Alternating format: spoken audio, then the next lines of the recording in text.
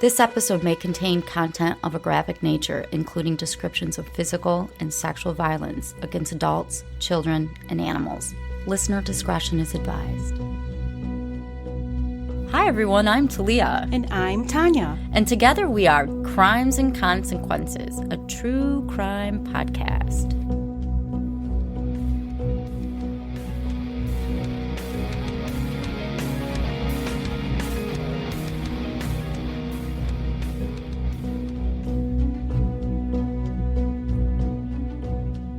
Hi Tanya. Hi Talia. Welcome back everybody to this week's episode of Crimes and Consequences. If you haven't done so already, we're going to ask you very kindly to hit the subscribe / follow whatever button you got going on your favorite app.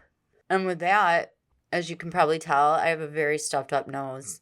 So I'm going to do my best to not sound like I have a stuffed up nose, but get through this, okay? Yeah. It's a good story.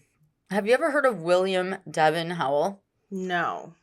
Well, he's one of the most prolific serial killers in the state of Connecticut, which is a tiny little state. It is, but it's still. Lovely. Yes. He killed 7 women. Ugh. So I'm going to give you some background on how he became this monster that he is. William was born on February 11th in 1970 in Hampton, Virginia, to what was described as a good family and a good home. Oh. Yeah. What went wrong? Well, I'm glad you asked. Let me tell you. His parents were married until his mom died. And like I said, they didn't have a broken home. He was the youngest of 4 children. So he had 2 brothers. And 2 of his brothers were a lot older than him.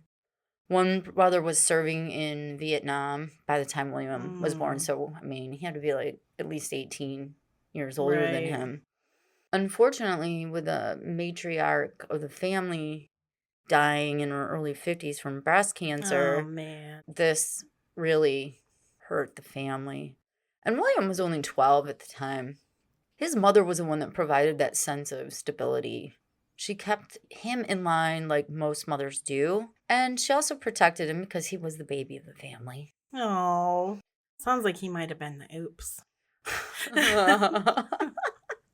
I mean, you got an 18-year-old. Can you imagine, 18 years go by and, I mean, he's older than that, but still.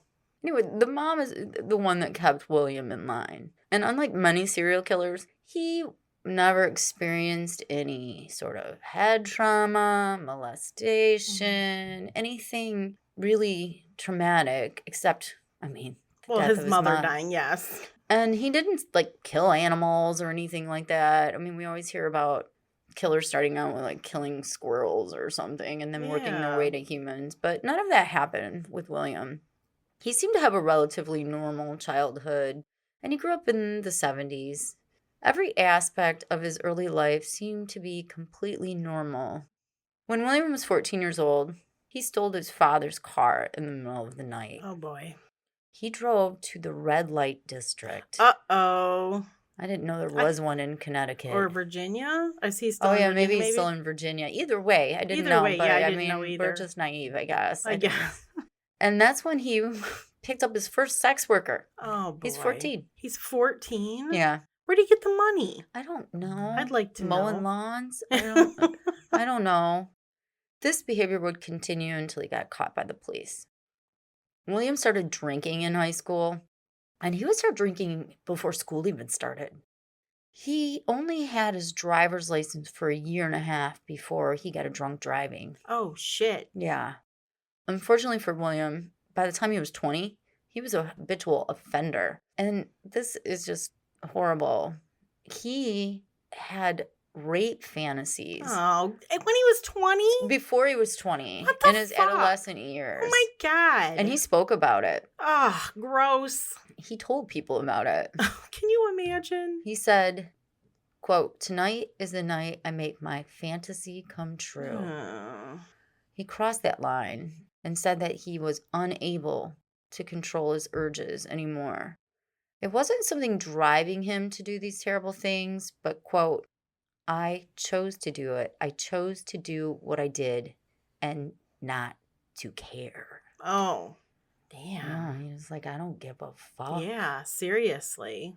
He started messing up his entire life while in Virginia. So he still is in Virginia. William said, quote, I started screwing up my life through drinking. And I served half of the 90s in jail or prison in Virginia. And it was all for driving a car without a license and drunk driving. And it instilled a lot of bitterness in me. I became very angry inside. Should be angry with himself. Well, he should, but no, we're going to be angry at the strangers. world. Yeah, the world. Because you're a dumbass. He decided to relocate from Virginia to Connecticut. He needed that fresh start. He blended in with society while in Connecticut, so apparently he could fake it. And he started his own lawn care business. See, I told you it was cutting grass. You were to right. go to the red light district. The neighbors knew him as Devin, or just simply the guy next door. William was kind of heavy set, and he stood about 5'9". He had long blonde hair with a goatee. And I told you before, his middle name was Devin, so he's going by Devin, and he has Devin tattooed on his bicep. In case he forgets. Yeah, his name. By the time William was 33 years old, he was married to a really wonderful woman, and they had 2 kids. So he did, he seemed to maybe. He's probably doing fucking weird shit when he was married too. Well, yeah, if you're doing weird shit when you're fucking 14. There were reports of domestic abuse. Oh, so there you go. And fucking asshole. He was still picking up sex workers. Of course he secretly. was. Yes. Then he began living in his van. Really? Yeah, so he's got a van. Of course he's got a van. The creeper van. He's living in it. So he's very cliche here. Yes. Now he's become cliche. And that's when his reign of terror started. Oh, Christ. He had a very binary view on women. There were 2 types of girls.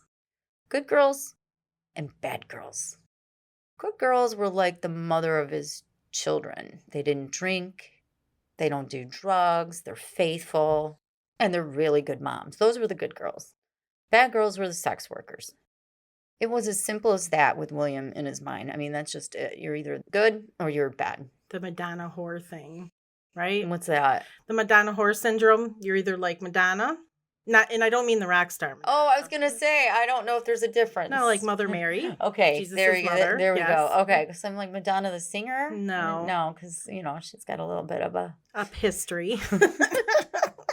She's living her life as a free woman. So I get you now. Yeah. Yeah, I get you. You're like a saint. Yes, you're either or a sinner. Saint. Yeah, exactly. William had a girlfriend at the time the killings began. Her name was Dorothy Holcomb. In fact, he bought the van off her parents for $400. He would later refer to this van as the murder mobile. Didn't we have another case where they lots of cases where they vans. fucking named their van? It was those 2 guys. Yeah, I don't remember what they named it. The toolbox. Were they the toolbox killers? Yeah. Those fucking assholes. This van was blue. It was a 1985 Ford Econoline, and it was registered under Dorothy's name. The van had 2 broken windows that were boarded over with plywood. Are you kidding me? No. And since he was a landscaper, the side of the van read, quote, "Quality Lawn Service, call Devin." It is phone number and shit. I like how he's just like killing people, sleeping in this van. It's got his number on it. Right. Like, who's going to be calling him? With boarded up Are you going to call landscaper that has boarded up windows in his van? No, I'm not. Yeah, I would think twice. And just like you said, the van had his phone number. Now, Dorothy had a daughter named Juliana Holcomb. She was 6 years old when William came into their lives. Juliana knew Devin as a kind-hearted giant. He'd never hurt a soul. Imagine the shock she felt after finding out all the horrific crimes that you don't know about yet. Not yet. Because she really adored him. Oh, this is really sad. In 2003, Melanie Camillani, I think that's how you say it, Camillani, that would be William's first victim. She was really addicted to opiates. Oh. According to Melanie's family, she was really beautiful on the inside as well as on the out. When she was younger, she played piano, and she was also the mother of 2 small children, but then she disappeared. I mean, her addiction was it's an addiction. She tried really hard to fight it, but she couldn't beat it. Her family would come home and see her almost passed out from prescription pills, and they would get mad at her, but they always knew she was an addict, so they would, were always there trying to help her. She eventually became a sex worker, and she hung out around the Berlin Turnpike of Waterbury, Connecticut, because she knew there she could exchange sex for money. One time, William was driving around in his van. Sexy blue van. With broken windows. And he drove down the streets and he saw these sex workers. And I told you he was struggling with these rape fantasies. And he knew he could take advantage of these women because they're sex workers and they often don't report anything. William saw Melanie and he invited her into his van. When he did, he knew she would not come out alive. Oh, God. But Melanie didn't know that. After raping her for 12 hours. Are you fucking kidding me? No. Ah. William tried to kill her by bashing a hammer over her head. Yeah. The blow to the head, it didn't even knock her out. So he's Oh my doing like one God. blow. It doesn't knock her out. But mentally, she's freaked out and she starts begging for her life. Oh. And William hears her begging, please don't kill me. Please don't kill me. But he doesn't care. No. He strangles her. She's a bad girl. He thought that would be the quickest way to get her to stop begging and make her quiet. The hammer didn't work? It didn't, he What tried the and it hell? didn't work. So Oh, my God. he ended up keeping the ring that Melanie wore, which was just like not worth anything. It was this tarnished ring with a stone in the middle. It was like a souvenir. Yep, he kept it as a souvenir. Later, he was asked about the ring, and he said, I kept the ring to remember the night that I stopped being a man and I became a monster. Oh. Symbolic. Yes. He recalled also that Melanie's last words were, please don't kill me, I have children. Oh, man. Hate him. Yes. What a piece of shit. William later stated, I almost didn't kill her, but probably because of her begging. But then I felt like I had no choice. This part is, oh man. He slept beside Melanie's dead body for 2 weeks. 2 weeks? What? 2 weeks. He had her body in his van for 2 weeks. And slept next to it. What the fuck? I know. What the fuck is that? And reports have stated, and I'm not sure of the accuracy, that he cut off her fingertips and pulled some of her teeth out and hid them. So eventually, when he decided to dispose of her body, she wouldn't be able to be identified. I mean, to William, sex workers were just worthless objects. He had to view each of these women this way in order for him to do what he felt he needed to do and live out those rape fantasies. Just despicable. He stated he didn't get any pleasure in killing them because, remember, his thing was rape. After the rape and murder of Melanie, the rest of the victims were easier for William. Well, yeah. I mean, it gets You do the easier. first one, I guess. I don't know. Yeah, I don't know for sure. I don't know from personal experience, but I've heard. Yeah. After Melanie, William decided to go back to Virginia for a few months. But he came back to Connecticut in April of 2003. And he's driving down the streets of Waterbury, Connecticut. As he's driving, he comes across a sex worker named Marilyn Gonzalez. She was a heavy drug user and a young mother.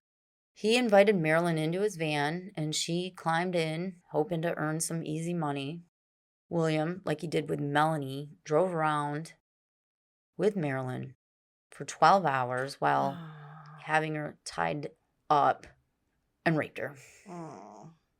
When he wasn't raping her, she was tied to the back bench of his van, and her mouth was taped shut with duct tape. He would just drive around different locations, and he even went through the McDonald's drive-thru. What? Yeah. With her in the back? Yep. Wow, that's ballsy. He right? just didn't give a fuck. No, he really didn't. He said later, quote, I'd go through the Mickey D's drive-thru with a half-naked, tied-up bitch in the back and told them if they made a sound, it would be their last, and none of them ever did. Wow. William knew what he was doing. He knew what he was doing was wrong. But he didn't care. I mean, he's selfish. He doesn't care. Yeah. He ended up strangling Marilyn and dumping her body into the specific place called the garden. Uh-oh. He would do the same routine with each of his victims. He would rape, murder them, wrap their bodies in trash bags, and then dump them behind a strip mall in New Britain, Connecticut. What? Wow. I wonder what's behind that strip mall. I feel like I've seen this on like Yeah. a forensic file show or something, but I could be wrong. I mean, it's a high chance I'm wrong. Janice Roberts. Now, she was formerly known as Danny Wistant, was a transgender woman. She was William's third victim. William would go to this one bar in particular on his off nights, and it was called the Cadillac Ranch. Once inside, he'd sit at the bar for hours, hoping to pick up someone there. And when he had no luck, he would go hit the streets in his van. On this particular night, the bar closed at 2 a.m., and William, surprise, surprise, didn't have any luck. And then he saw Janice Roberts on the streets. She had long, thick black hair. She was wearing a short miniskirt and high heels. And William didn't know that Janice was a transgender woman. So he invites her into his van. She accepts the invitation. He asks her, "Can you give me a blowjob for $20? And she says, yes. William then places his hand on her head. And when he goes to pull her hair, he pulls off a wig. Oh, shit. And that pissed him off. He instantly got enraged, like he was being treated like a fool by this man. And he begins shoving Janice against the wall of his van and then punches her twice with his fists until she's knocked out. He didn't rape Janice because Janice was transgender. He just strangled her right away. Aww. William's fourth victim was 33-year-old Nilsa Arizmendi. Okay. Arizmendi. I'm sorry. I can't. Everybody knows. I can't pronounce names. Neither can I. Neither. Yeah, you're no help. No. Sometimes I'm not any help. You're no help. Interestingly enough, William never planned on raping and killing Nilsa. So he says. Mm-hmm. He always planned his crimes around his work schedule. So apparently this is off his normal killing schedule. If he had lawns to cut the following day, he would take the night off from raping or killing a woman. Got to get a good night's sleep, right? This fucking asshole. I know. What the fuck is that? On the day Nilsa was picked up, Nilsa asked William for a ride to Hartford so she could pick up some drugs. He said that he would give her a ride in exchange for sex. She gets in the van and she refuses to have sex with him. So he rapes and he murders her. He originally thought that with Nilsa, it would be strictly some sort of transactional action. Like he was going to take her where she wanted to go and she was going to fuck him. Yeah, but that didn't work out. And he thought he would let her free of the murder mobile, but he didn't. Since he didn't plan this attack, he kept Nilsa's body wrapped in a tarp while he finished his work. Oh, no. The next day. Yeah. And then he disposed of her body. Unfortunately for William, Nilsa would be the downfall of his reign of terror in Connecticut. But there's still more victims. Oh, I haven't God. gotten to them all. But we're going to take a quick break before I do.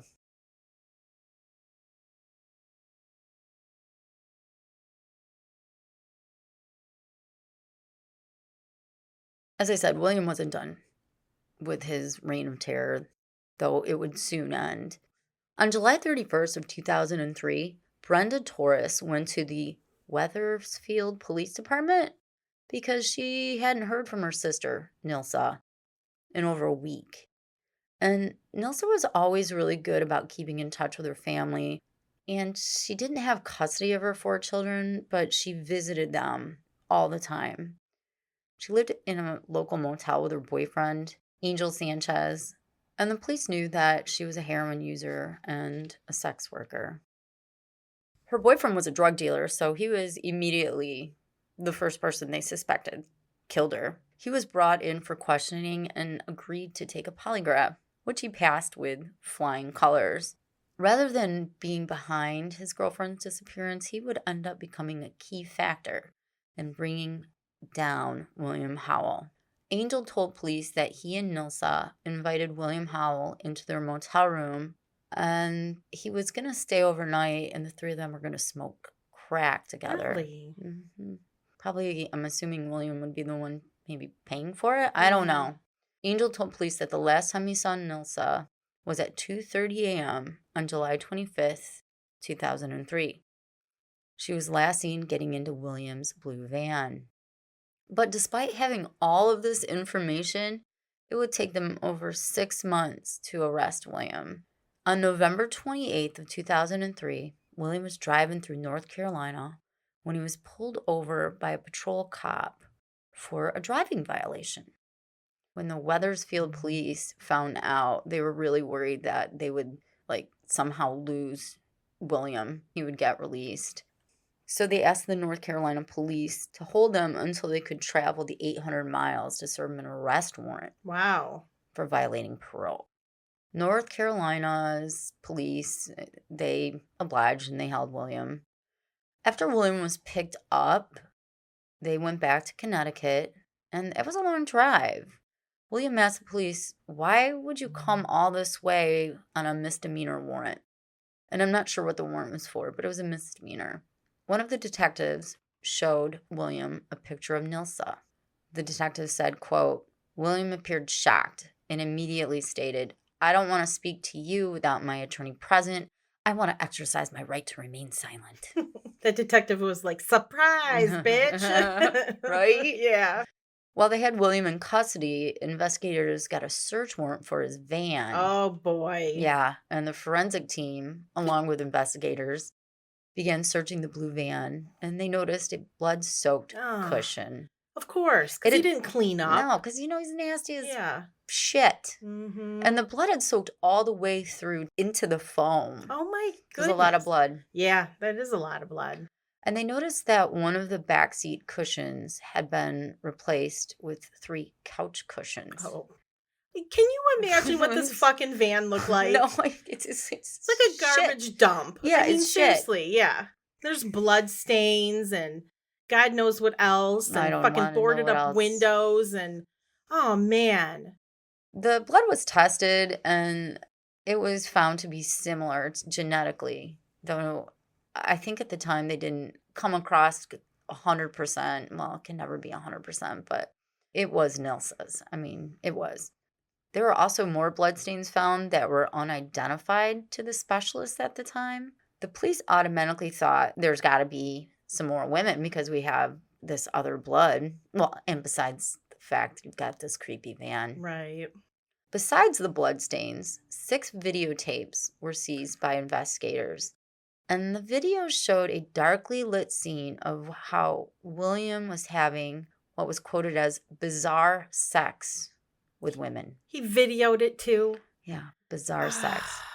He's disgusting. None of the women's faces were visible in the tapes.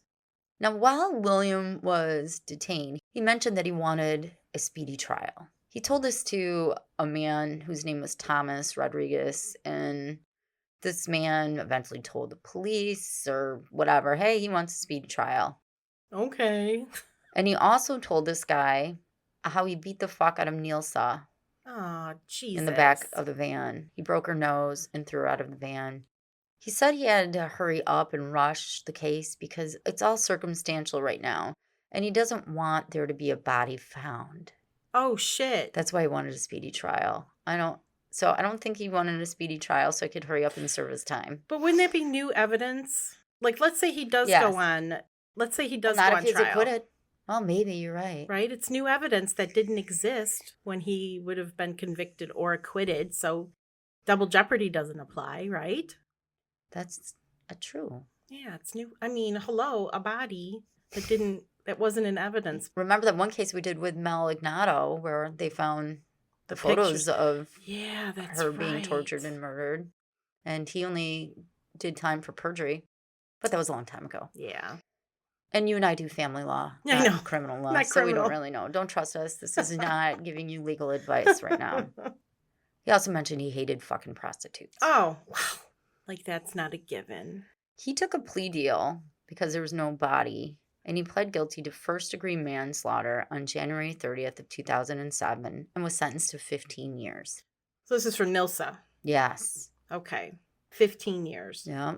Mary Jane Menard, age 40 at the time, would end up becoming what was known as the fifth victim of William. She had disappeared on October 4th of 2003 from Seymour, Connecticut. She was just out buying a pack of cigarettes when William spotted her. Mary Jane's daughter, her name was Tiffany, said that she'd hugged her mom goodbye that day and would have never thought that that was the last time she would see her mom.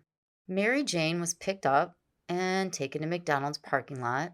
Once again, he drove around with her for 12 hours at least, and he raped her over and over again before strangling her. There's something odd about this particular McDonald's parking lot. The corner of it is really secluded. It's about 50 feet away from where any other cars would go.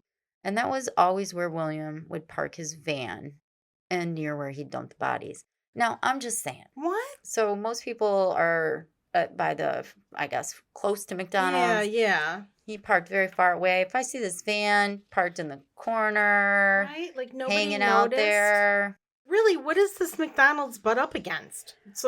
It's the busiest in the area. He would pull up next to the guardrail, and there was that strip mall I was telling you was by it. And then he would roll out the body of his victims from his van and then put them over the guardrail wrapped in trash bags. Park the van in the corner of the McDonald's parking lot.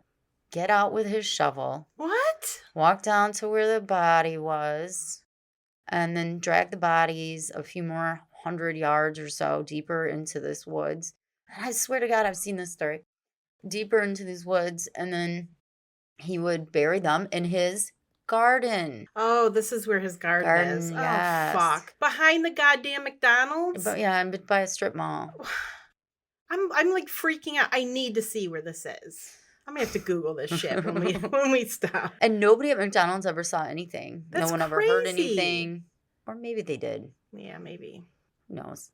Tiffany Menard said of her mother's disappearance, "I thought she may have gotten into some trouble.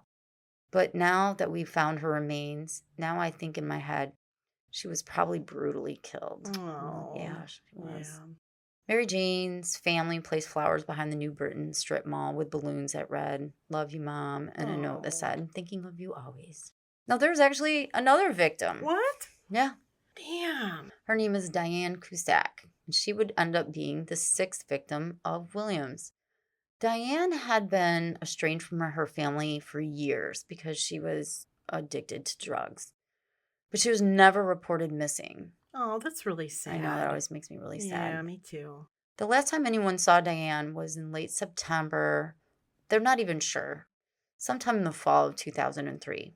The only reason that her family found out about her death was due to a clay bust created after the forensic team reconstructed it from a skull found in the garden. In the garden. Wow. Mm-hmm. Photos of the bust were publicized on the local news stations asking the public, does anybody recognize her?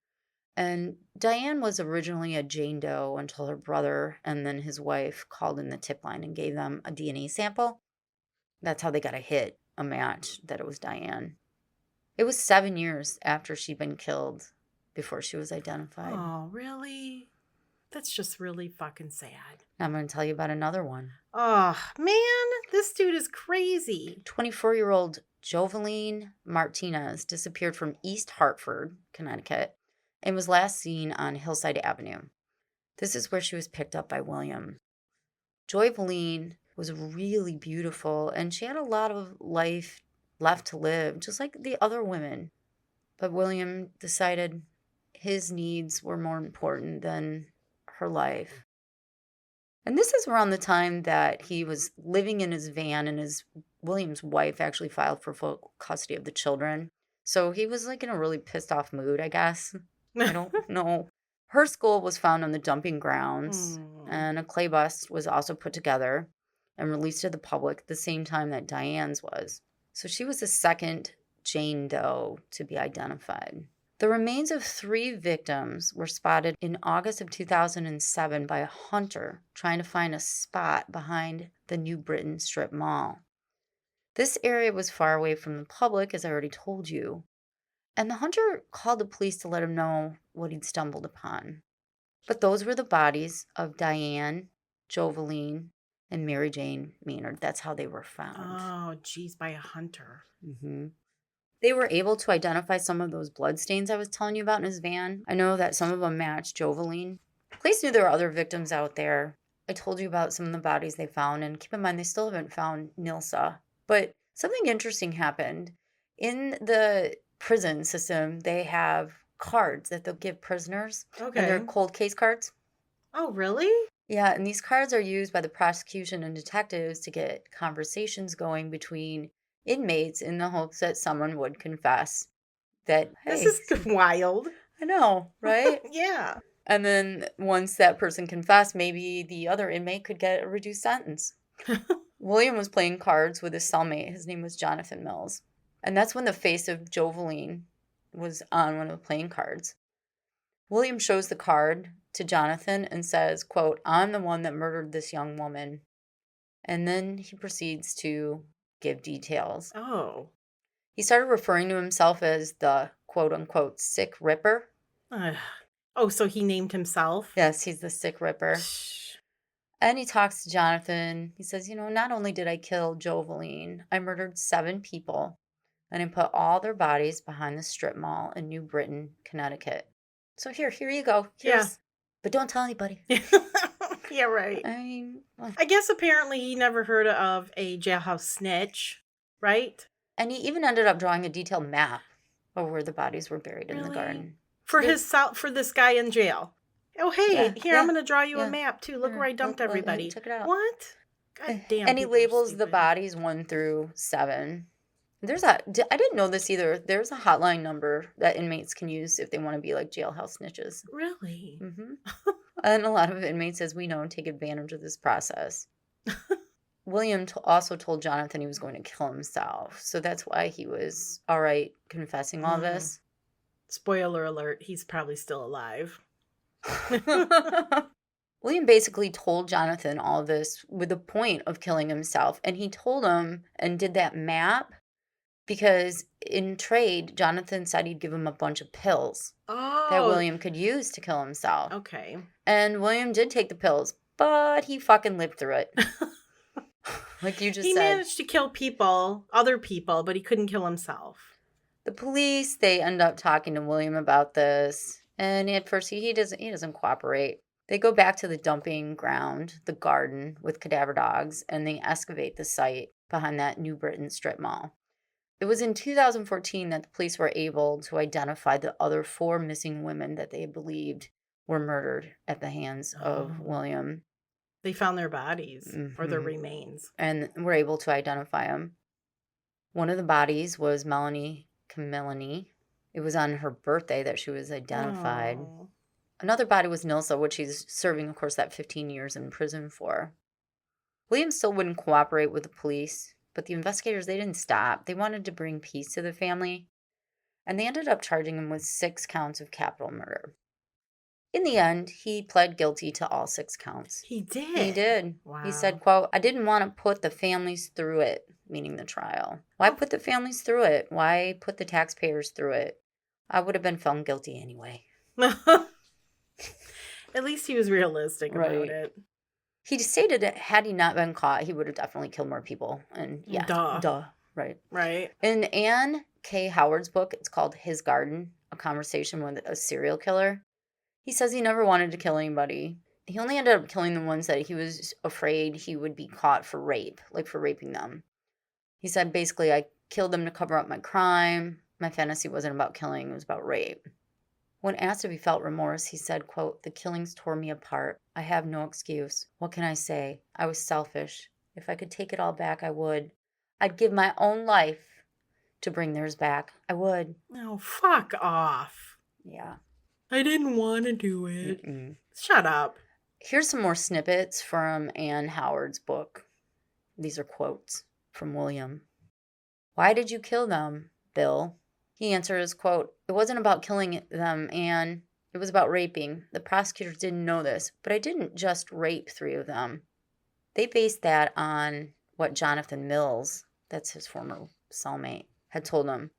How would they know that I raped just 3? The bodies were nothing but bones when they dug them up. I raped all of them except Danny Wistant. So I think they only could maybe charge him with 3. Okay. She says, because he was a man. He says, yeah, I picked him up in New Britain after leaving the Cadillac Ranch in Southington. He was wearing a short miniskirt, and I already described it. And she asked, how did you kill him? I punched him a couple times, and then I strangled him. She asked, did you strangle Camillany too? Yeah, I first tried to kill Camillany by hitting her in the head with a hammer. She didn't see it coming. There's another thing that Mills got wrong when he talked to the cops, speaking about Jonathan. He said I tried to strangle Melanie, but she wouldn't die, so I beat her in the head with a hammer. That's backwards. I hit her with a hammer first, pretty hard, but it didn't even knock her out. She begged, please don't kill me, don't hit me with a hammer again, and I just didn't have the heart to hit her again, if that makes sense. No, it doesn't. It doesn't make sense. No, instead I'm going to strangle her, because that's so much better. Anne asks, when you sliced off Melanie Camillany's fingertips, was that so the cops couldn't identify her body? And he says, yep. And John said some shit about me dismantling her jaw. That's not true. I just pulled out a few teeth after she was dead. That's all. When asked what he did with the teeth and fingertips, he said I put them in a grocery bag and I threw them into the trash outside the Family Dollar store. Jeez. I know. It's gruesome. In a follow-up letter to Anne, William admits that he did lie to her about something. Uh-oh. He says, quote, there's one thing I've been dishonest with you about, and that is that I did remove Melanie's lower jaw in an attempt to hide her identity. Oh. I lied to you about this because I was embarrassed by the sheer gruesomeness of it. That embarrassed him. Even as I was doing it, I couldn't believe I was doing it. Put her fingertips and her jaw in a plastic grocery bag and just threw them in the dumpster beside the store. And she's the one he kept for 2 weeks, isn't it? Yeah, the body. Yeah. Oh, no. William will remain in prison for at least 360 years. Oh. And that's the end of our story. Oh. So this winter is still alive. And Wells sitting in prison, rotting away. Somewhere in Connecticut. Just where he belongs. Yeah, it's gross. Well, thanks to Leah for that one. I had never heard of him. I may have. Yeah. I don't recall. And it's hard when there's, it gets difficult to tell some of these cases when there's so many and there's different timelines and stuff. So if it was a bit confusing, it was a bit confusing for me too. To try to figure out when the bodies were found and identified. But at least he did pay the price. Yeah, he did.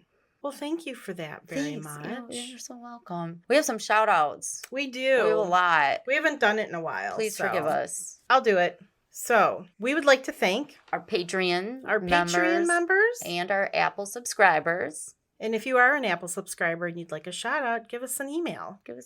Let us know. Yeah, send us one. It's contact@crimesandconsequences.com. And we'll add you to the list. Because Apple doesn't tell us who you are. No, we don't know. It's secretive. Apple. Apple. Anyway, we would like to thank Allison R., Hank, Stephen M., Samantha S., Shauna R., Danny P., Kelly T., Colleen BK, Jody S. This one, I'm so sorry. MATEUSZ. Okay. I'm sorry. We're sorry. We're so fucking sorry. Jen S., Tammy C., Bexy B., Lachelle M., Logan M., Vicky C., Megan M., Leanna P., Cindy S., JJ B., Raheem J., Michael, Wendy L., Adina M., Jamila A., Tabitha T., Pam A., Miranda F., Vanessa P., Taylor A., Susan T., Giovanni T., Gina D., who actually writes for us. Thank you, Gina. Oh, Gina. Kelly K., Gina H., Dorothy S., Katie W., Tori P., Richard L., and Jerry and Jenny. Thank you all so much. So much. You guys rock. And if you want to learn more about what it means to be a Patreon or an Apple subscriber, you can, if you're using Apple, just subscribe. Yeah. Go to your podcast app and click a little button. There Apple you Pay, go. it's done. And then with Patreon, it's patreon.com/TNT Crimes. And then you can get like 1 trillion episodes that are only released privately to our exclusive members and subscribers. Yes. And you also get ad-free early releases Of our weekly episodes. Yep.